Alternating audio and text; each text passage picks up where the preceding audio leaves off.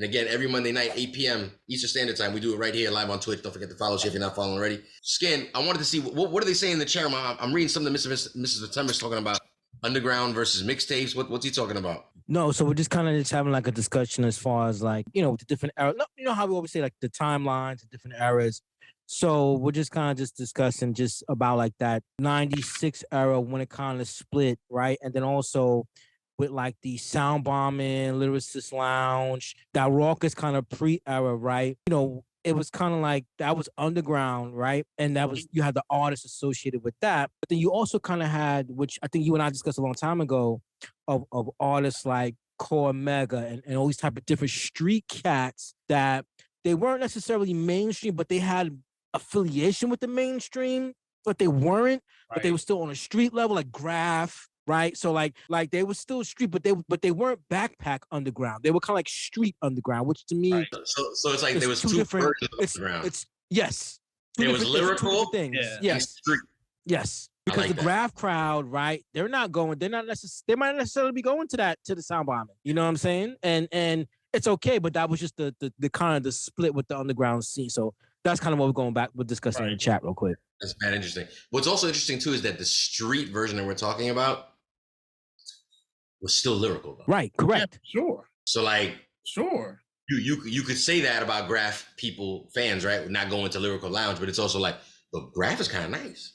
I know he never got the shine. That's why I said him specifically. That's why I'm specifically. Yeah, but it's like he's very punchliney and double on top kind of guy. So it's kind of like, oh, like if you're a student, I would love to say I dissect it like that, but I don't. But for those that dissect lyrics, yeah, it's an interesting world to be in. And again, a split situation of street versus lyrical. When we're talking about Sons of Man and Killer Army, where do you think these guys fall? Would it be into the street version or is it into the lyrical version? Honestly, man, I don't think that they necessarily fall in either category. I think they have their own category. WU-TANG is its own thing. Yeah, I mean, it's honestly, man, because like I agree with that. A lot of, there were some people who were speaking, a lot of 5% lyrics, but not like them, man. Not like them. Yeah. and they still had the gun bars and they still had the gunplay. They weren't really talking about selling drugs so much. I mean, a little bit, but not like pervasive, right? Mm. And they were trying to show you a way out of that and how to be something better than what you think you are. And I think Wu-Tang, especially, like, I think that's a common theme throughout. And I think they were just the dudes who were like carrying that torch at that point. So I think they have kind of their own lane. So I have a question too, based kind of off this, right? I think when the show first started, and guys, correct me if I'm all too long-winded, but ironically, we're talking about Wu-Tang, right? And then we're talking about like God Body, Fruits of Islam, 5% Nation, Black. So we're still talking about kind of like a religious theme centered around street-oriented music. I guess one of the things I was kind of analyzing is that you still have those elements here, but now is this, right? So because this got removed also, right? They removed conscious hip hop back with Public Enemy, so we got rid of that. This was like kind of like the next reiteration of that, so to speak, if you kind of think about it. And then all of a sudden, this got clipped. And then fast forward today. Did he really get clipped though? Yeah, definitely. What do you mean exactly? I didn't hear the question. Well, you said he got like this version of the reiteration, right? The rebirth. Sure. Was clipped, you were saying as well, and I'm like, was it though? I mean, both groups still had their own preserved fan base, which still falls under the right.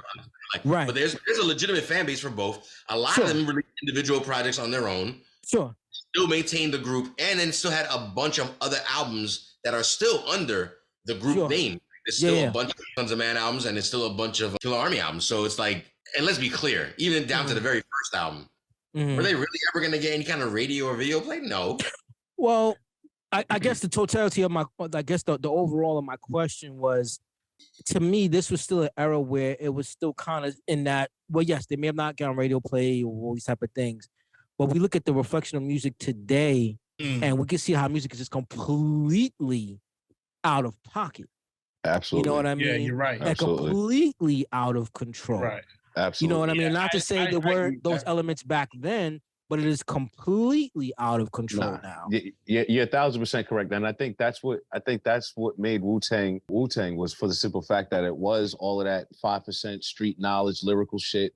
They wasn't pushing drugs, but you knew where they were around, you knew what they were about. Right. But at the end of the day, it was still about building and knowledge. And you're right when you talk about them being clipped. They absolutely did not want that. And if you're saying they got clipped, they were clipped because this was a different type of army that they were building. You know what I'm saying? You weren't just building soldiers. You were building complete other thinkers. You know what I'm saying? Soldiers, thinkers, and everything like that. So this is definitely something when you talk about lyrics and Wu-Tang, where that's where the captivation becomes. That's why when you go to a Wu-Tang concert, you see so many different people. Like there's no way that there isn't some sort of genre of person who can't associate with something with Wu-Tang. Right. And to that point, Jules, I would say that that type of music did get clipped because the closest thing to that type of, if you're going to God body talk, is the last Busta album. He touched on it a little bit in that album, but before that, nobody's really been on that except for like the Wu-Tang dude. I was gonna say the Wu stay. I mean, yeah, they stay on that. But that's my point. That goes back to my point. They got their own shit. They got their own shit. They do.